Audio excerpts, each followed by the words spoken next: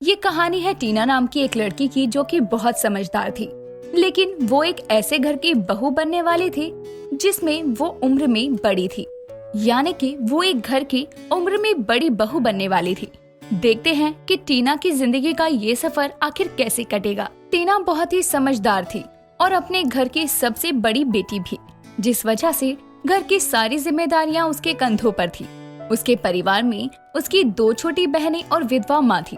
उससे छोटी दोनों बहनों की शादी हो चुकी थी और घर की जिम्मेदारियों में टीना खुद को बिल्कुल भूल चुकी थी। ऐसे ही पड़ोस की रोमा कुंती के घर आती है और कहती है, अरे कुंती, आजकल तो बाहर दिखती ही नहीं है, इसलिए मैं खुद ही तेरे घर आ गई हालचाल पूछने। अरे सब बहुत अच्छा है बहन, तू बता क्या कर रही है आजकल? कुछ नहीं, अब बुढ़ापे में क्या करूँगी, अपने नाती पोते संभाल रही हूँ। अच्छा है, इसमें तेरा समय बीत जाता है। मुझे तो अब टीना की चिंता होने लगी है। अरे भला तुझे क्यों टीना की चिंता होने लगी है? उसने तो पूरे घर की जिम्मेदारी उठा रखी है। उससे छोटी दोनों बहनों की शादी हो चुकी है और वो घर की सबसे बड़ी बेटी है, फिर भी कुंवारी है। तो अब कर दे उसके हाथ पीले। मैं तो कितना ही कहती हूँ, पर वो तो शादी करने के लिए राजी ही नहीं होती। मुझे तो समझ नहीं आता मैं क्या करूँ। कहीं उसे कोई लड़का पसंद हो, क्या पता इसलिए मना कर देती हो। मैं तो उसकी शादी उसके पसंद के लड़के से करने के लिए तैयार हूँ, लेकिन वो कहती मुझे तो वो छोड़ के कहीं नहीं जाएगी। मैं जो कहती हूँ वैसा वैसा कर, फिर देख टीना कैसे शादी के लिए हाँ करती है। ठीक है, जैसा तू बोलेगी मैं वैसा ही करूँगी। बस टीना शादी के लिए हाँ कर दे। तू बीमार होने का नाटक कर और टीना से जिद करके शादी करने का वचन ले लियो। टीना तुझे बीमार देखकर शादी के लिए तुरंत हाँ कर देगी। कुंती रोमा के कहने पर बीमार होने का नाटक करती है और टीना से शादी का वादा कर लेती है, जिसके बाद कुंती टीना के लिए रिश्ता देखना शुरू करती है। लेकिन जहाँ भी कुंती टीना के रिश्ते की बात करने की कोशिश करती तो टीना की उम्र को देखकर हर कोई मना कर देता। कुंती के बहुत जगह बात करने के बाद भी टीना के लिए रिश्ता नहीं मिलता, तो कुंती टीना से दुखी होते हुए कहती है, टीना, घर की जिम्मेदारी में तो तू खुद को भूल ही गई है और मेरी तो तुझे कोई बात ही नहीं सुननी। अब ये हाल हो गया है, हर कोई तेरी उम्र सुनकर रिश्ते के लिए मना कर देता है। क्या हो गया माँ? अगर मेरी शादी नहीं होगी, वैसे भी मुझे शादी करनी ही नहीं है। मैं आपके ही साथ रहना चाहती हूँ। टीना, शादी ब्याह तो संसार का नियम है। हर लड़की को शादी करके दूसरे घर जाना होता है। टीना इतना सुनने के बाद वहाँ से चली जाती है।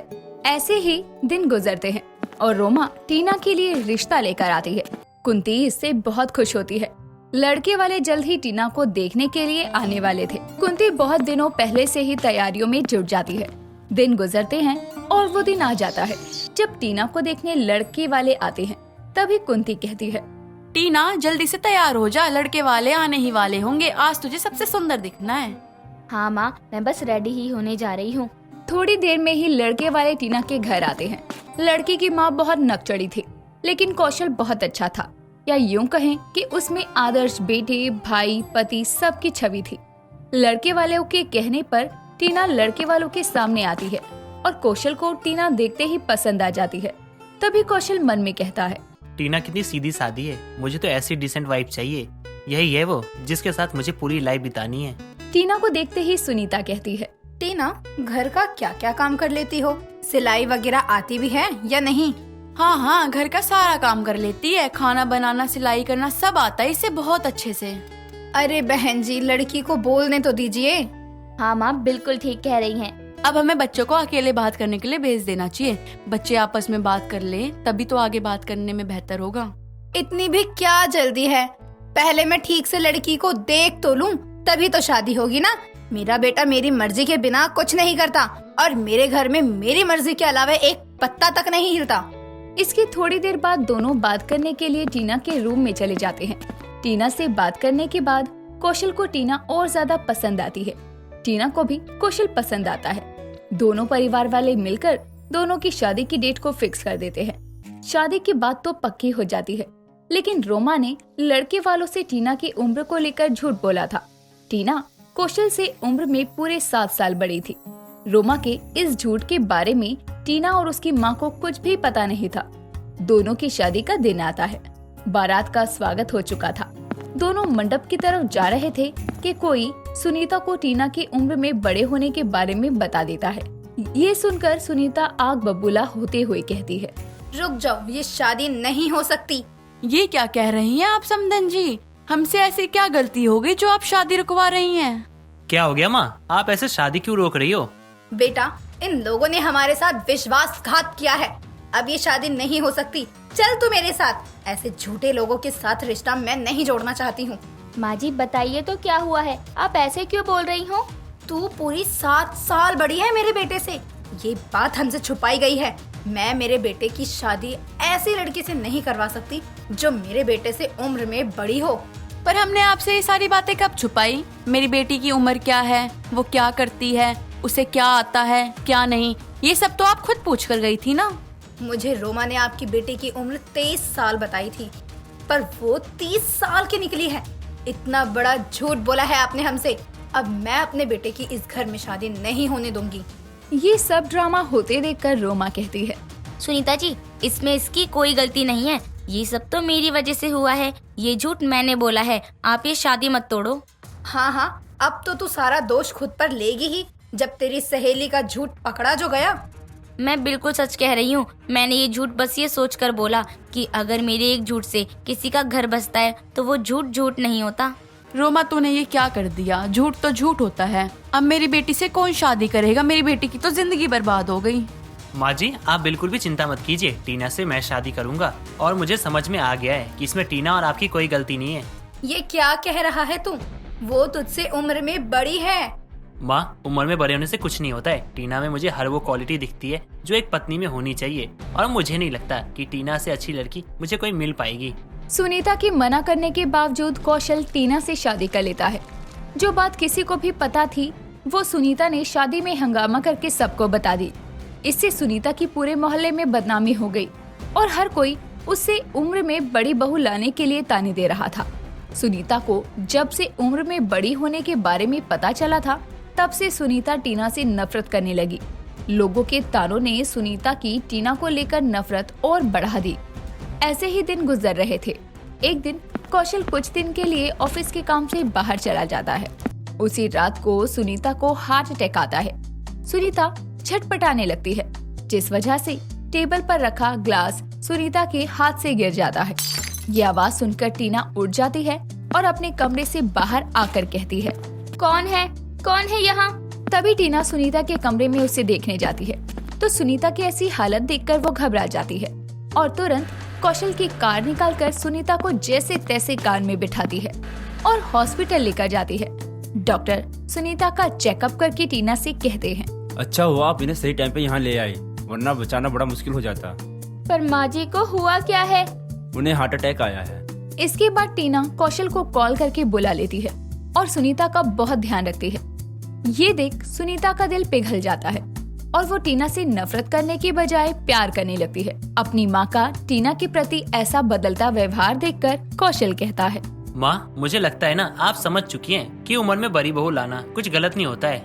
हाँ बेटा, मैं टीना को गलत समझती रही, लेकिन वो तो बहुत अच्छी है। इसके बाद सुनीता हॉस्पिटल से घर चली आती है और तीनों साथ में खुशहाल जीवन जीते हैं।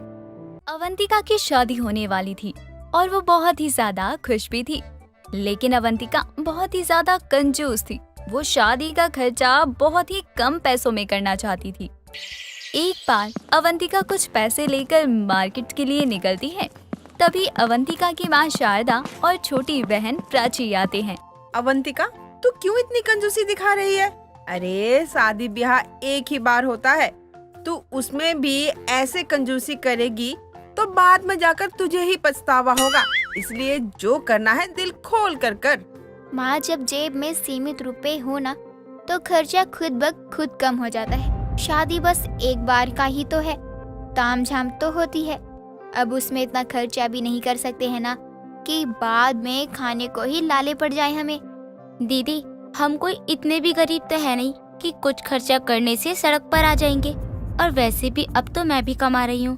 माँ और पिताजी की पेंशन भी आती है, दूसरे वाले घर का किराया भी आता है हर महीने। हाँ तो माँ, हमें उन पैसों को बचा के रखना चाहिए ना, कि उड़ाते ही रहना चाहिए। और रही बात मेरी शादी की, तो मैंने ऑलमोस्ट सारी शॉपिंग कर ली है। अब बस ब्राइडल लहंगा लेना है और मैं जानती हूँ कहाँ से लेना है ये मुझे। वहाँ सस्ते और बहुत अच्छे ब्राइडल लहंगे मिल जाते हैं, वहीं जा रही हूँ अब बस। दीदी, एक शॉप तो मैं भी जानती हूँ, वहाँ भी बहुत अच्छे अच्छे ब्राइडल लहंगे मिलते हैं। मेरी फ्रेंड अनु है ना, उसने अपने लिए वहीं से लहंगा लिया था, बहुत ही प्यारा था, सबको बहुत पसंद आया उसका लहंगा। हाँ तो होगा अच्छा, लेकिन हमें वहाँ से नहीं लेना है, मैं जानती हूँ कहाँ से लेना है। ठीक है दीदी, लेकिन मैं भी चलूँ आपके साथ?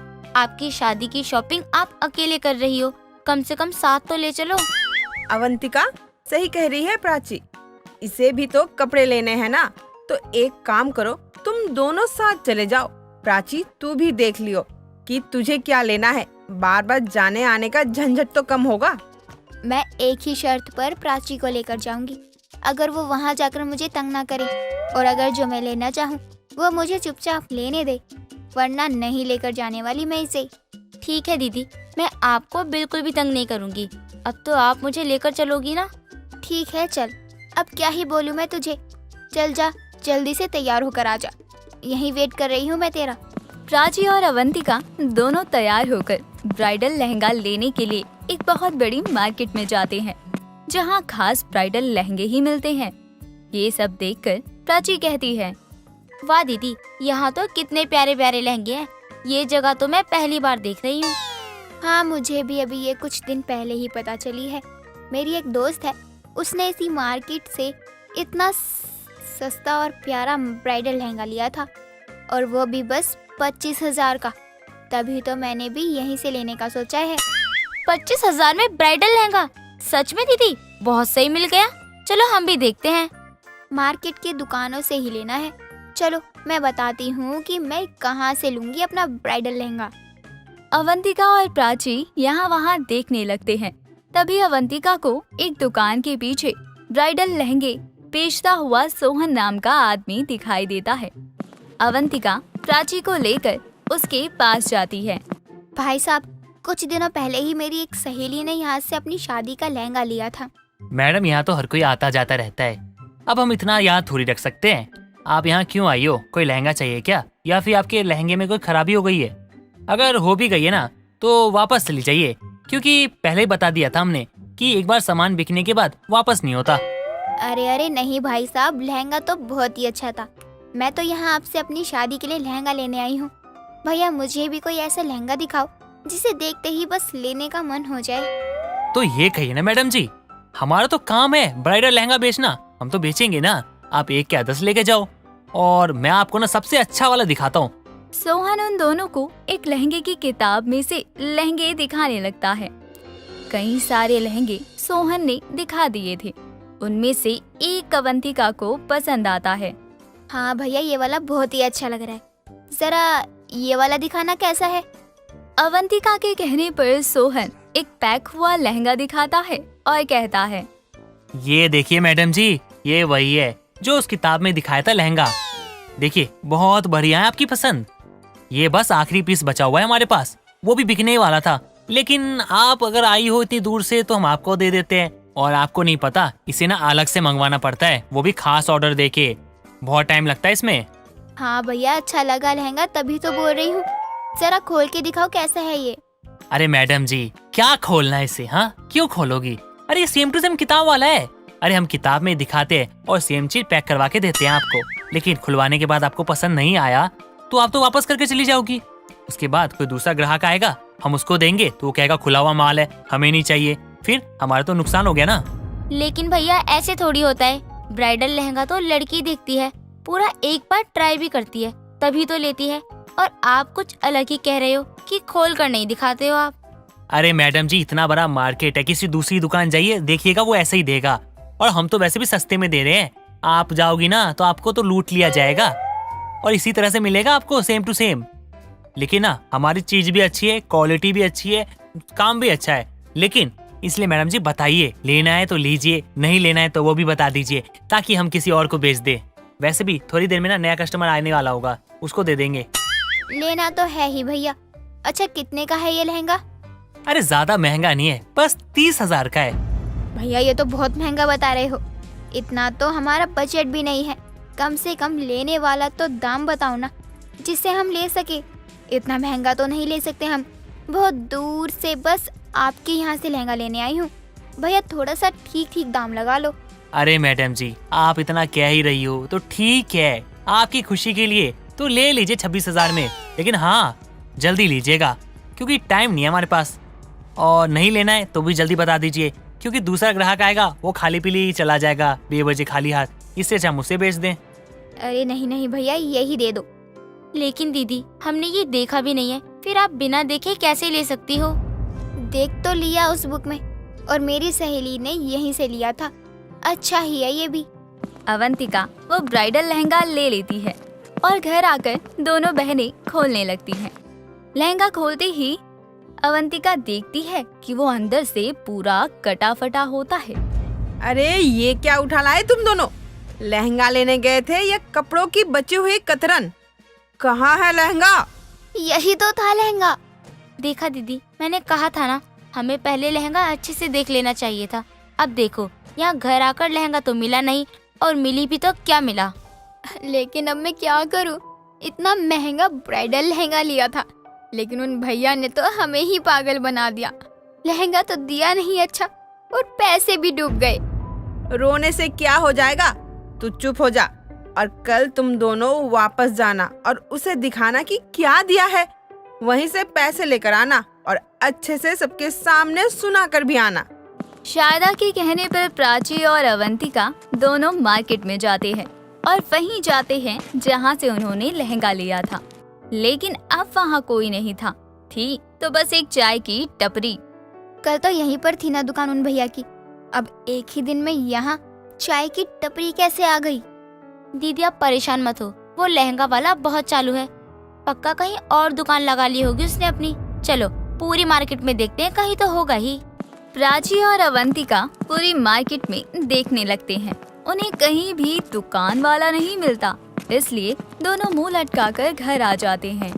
क्या हुआ तुम दोनों को? ऐसे मुंह क्यों लटकाए हुए हो? लहंगे के पैसे मिल गए ना तुम दोनों को? माँ वो दुकान वाला था ही नहीं माँ, वहाँ तो चाय की टपरी थी। पूरी मार्केट में देख लिया हमने, लेकिन हमें वो लहंगे वाला कहीं भी नहीं मिला। ब्राइडल लहंगा महंगा पड़ गया? वो दुकान वाला तुम दोनों को पागल बना गया? माँ मुझे आप दोनों की बात मान लेनी चाहिए थी।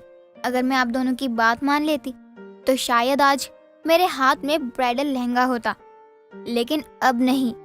अवंतिका की चालाकी उसे ही भारी पड़ जाती है। सस्ता ब्राइडल लहंगा उसे महंगा पड़ता है। ज्योति रसोई में खाना बना रही होती है, तभी उसकी सास माला उसके पास आती है और बोलती है, बहू मुझे तुझसे कुछ बात करनी थी, तो नाश्ता बनाकर मेरे कमरे में आ। जी माँ जी कहिए ना, मैं काम करते हुए भी आपकी बातें ध्यान से सुनूंगी। नहीं बहू, तू आराम से अपना काम खत्म करके मेरे कमरे में आ, तब साथ में बैठकर चाय पियेंगे और बात भी करेंगे। जी माँ मैं आ जाऊंगी, लेकिन फिर मुझे अपने पार्लर भी जाना है, इसलिए बोल रही थी कि अगर अभी बता देती तो मेरा समय बच जाता। बहू अभी मुझे कुछ जरूरी काम करना है, इसीलिए तुझे बाद में आने के लिए बोल रही हूँ। ठीक है माँ जी, आती हूँ। माला अपने कमरे में चली जाती है और फोन पर बातें करने लगती है। दूसरी तरफ ज्योति अपने रसोई का काम निपटाने में लग जाती है। कुछ देर बाद वो घर के सारे काम खत्म करके अपनी सास के कमरे में जा रही होती है। तभी उसके पास एक औरत का फोन आता है। हेलो, कौन बोल रहा है? मैं निधि बात कर रही हूँ। मैं आपके पार्लर की दुकान पर खड़ी हूँ, लेकिन वो बंद है और मुझे बुकिंग करवानी थी। क्या आप अभी आ सकती हैं? हाँ जी बिल्कुल आ सकती हूँ, आप बस 10 मिनट वेट कीजिए, मैं अभी आती हूँ। ठीक है, मैं आपका इंतजार कर रही हूँ, जल्दी आइएगा आप। अब क्या करूँ, माँ जी के पास जाऊँ या दुकान पर जाऊँ? एक काम करती हूँ, पहले दुकान पर जाती हूँ, उसके बाद माँ जी से बात कर लूंगी उनको कहाँ जाना है और कहाँ नहीं। लेकिन अगर दुकान नहीं गई तो मेरी क्लाइंट जरूर चली जाएगी। ज्योति अपनी सास के पास जाने की जगह अपनी दुकान के लिए निकल पड़ती है और वहाँ जाकर वो अपने काम में लग जाती है। माला को अपनी बहू का इंतजार करते करते शाम हो जाती है, लेकिन वो आती ही नहीं। तभी वो अपने कमरे से बाहर निकलती है और अपनी बहू को पूरे घर में ढूंढने लगती है। तभी ज्योति उसे बाहर से आते नजर आती है। तू बाहर से कहाँ से आ रही है? कहाँ गई थी? माँ जी वो एक क्लाइंट का फोन आया था, उसे पार्लर की बुकिंग करवानी थी, इसलिए मुझे जाना पड़ा। ये क्या बात हुई बहू, जब मैंने तुझे पहले ही बोल दिया था कि मुझे तुझसे जरूरी बात करनी है, तो भी तू मुझे बिना बताए दुकान चली गई। माँ जी जरूरी था इसलिए जाना पड़ा, लेकिन अब मैं कहीं नहीं जाऊंगी। अब सिर्फ आपकी बातें सुनूंगी। ज्योति माला का हाथ पकड़कर सोफे पर बिठा देती है और उससे पूछती है, बोलिए माँ जी, क्या कहना है आपको? मैं ये कहना चाहती हूँ कि 1 हफ्ते बाद सूरज की बुआ रजनी की बेटी की शादी है और उसने हम सबको बुलाया है और तुझे उसकी बेटी का मेकअप करने के लिए बोला है। अच्छा, तो आपको सुबह से ये बात करनी थी माँ जी? हाँ बहू, मेरी हिम्मत नहीं हो रही थी, लेकिन लड़की की बात थी तो मैं भी मना नहीं कर पाई। माँ जी, लेकिन आप तो जानती है ना कि मेरी उनसे और उनकी बेटी से बिल्कुल नहीं बनती है। मैं उनकी शक्ल भी नहीं देखना चाहती हूँ, और आप हैं कि हमें लेकर उनकी बेटी की शादी में जाने की तैयारी कर रही हो। बहू, उसने बहुत प्यार से बोला, और तू तो जानती है ना कि वो लोग गांव में रहते हैं, उन्हें कौन सा पार्लर वाली मिलेगी। इसीलिए उन्होंने आपसे प्यार भरी बातें करी, क्योंकि अब उन्हें आपसे काम निकलवाना है ना, वो भी फ्री में। लेकिन मैं नहीं जाऊंगी। माँ जी, मुझे माफ करिए, मुझे बुआ जी बिल्कुल पसंद नहीं है। बहू, मैंने जुबान दे दी है कि अब हम उनकी बेटी की शादी में आएंगे और तू उसकी बेटी को तैयार करेगी। उन्हें चिंता करने की जरूरत नहीं है। माँ जी, आपको उन्हें कुछ भी जवाब देने से पहले मुझसे बात करनी चाहिए थी। मुझे बच्चा ना होने पर जितने ताने बुआ ने मारे हैं, उतना तो किसी ने नहीं मारे। इसलिए ना मुझे वहाँ जाना है, ना ही कोई ताना सुनना है। माला ज्योति को गांव चलने के लिए मना कर रही होती है। तभी उसका बेटा सूरज वहां आ जाता है और दोनों को बहस करते देखकर बोलता है, क्या हुआ? कोई परेशानी है क्या? आप लोग किस बात पे बहस कर रही हो? मैं बताती हूँ आपको सूरज जी। माँ मुझे रजनी बुआ की लड़की की शादी में गांव जाने के लिए मजबूर कर रही हैं। लेकिन मैं आपको पहले ही बता रही हूँ, मैं नहीं जाने वाली। देखो ज्योति, माँ सही कह रही है, उस लड़की के पिता नहीं है। ऐसे टाइम पे तुम्हें उनकी मदद करनी चाहिए। अगर तुम ऐसा करोगी तो बुआ जी तुम्हारी इज्जत करेंगी, और अगर तुमने ऐसा नहीं किया तो तुम में और बुआ जी में क्या फर्क है? सबके समझाने पर ज्योति गांव जाने के लिए तैयार हो जाती है। कुछ दिनों बाद सभी तैयार होकर गांव जाने के लिए निकल पड़ते हैं। ज्योति अपने पार्लर का सारा सामान लेकर जाती है और उस बॉक्स को अपने पास रखकर ही बैठी होती है। इस बॉक्स में कोई खजाना है क्या जो तुम इसे चिपका के बैठी हो? इस बॉक्स में बहुत महंगा महंगा सामान रखा हुआ है। दुल्हन के सारे जेवर रखे हुए हैं। अगर कुछ भी इधर से उधर हो गया तो बुआ जी को बोलने का मौका मिल जाएगा कि मेरी बेटी की शादी है, इसलिए कमी रखी है और सामान पूरा नहीं लाई है। सही कहा तुमने, समझदार तो हो ही तुम। सभी आराम से सो रहे होते हैं। तभी एक औरत के चिल्लाने की आवाज़ आती है।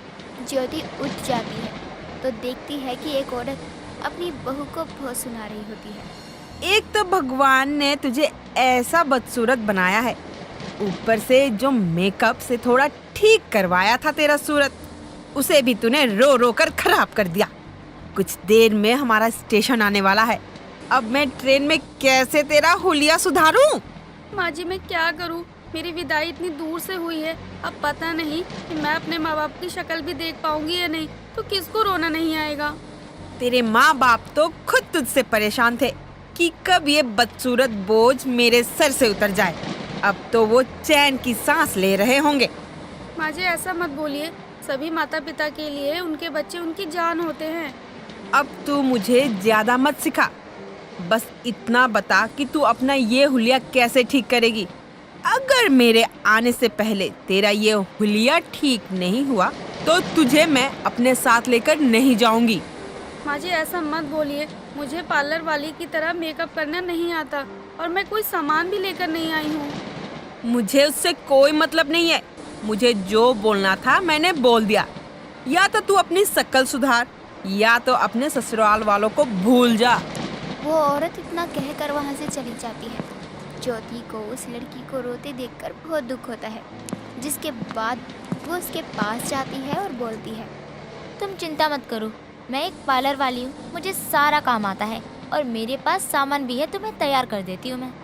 आप सच बोल रही हैं? जी हाँ, मैं बिल्कुल सच बोल रही हूँ।